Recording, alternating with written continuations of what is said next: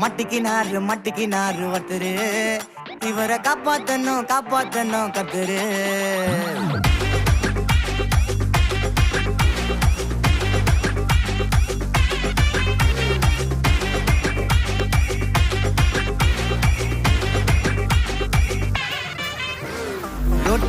ரொட்டு கடை குருமா திரும்பி உனக்கு வந்து அச்சுது பாரு கருமா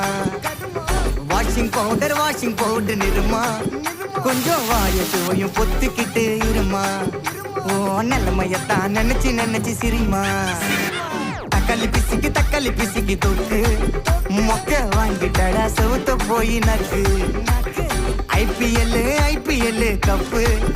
நான் வாங்கி தரேன் லாலிபப்பு சப்பு